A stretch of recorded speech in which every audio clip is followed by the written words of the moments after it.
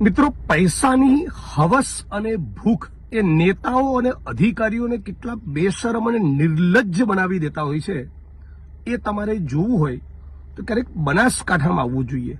રાજસ્થાનથી એક દિવસ નથી જતો કે જ્યાંથી દારૂની રેલમછેલ બનાસકાંઠા જિલ્લા અને બનાસકાંઠા મારફતે આખા ગુજરાતમાં એ રેલમછેલ ના થતી હોય.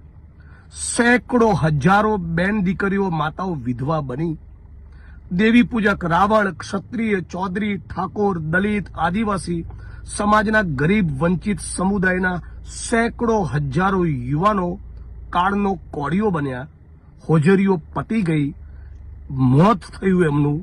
અને એ છતાં બનાસકાંઠા જિલ્લાના ઉચ્ચ આઈપીએસ અધિકારીઓની પૈસાની ભૂખ સંતોષાતી નથી. ગઈકાલે રાજસ્થાનથી નીકળેલી એક ગાડીઓનો કાફલો બનાસકાંઠાના વિવિધ પોલીસ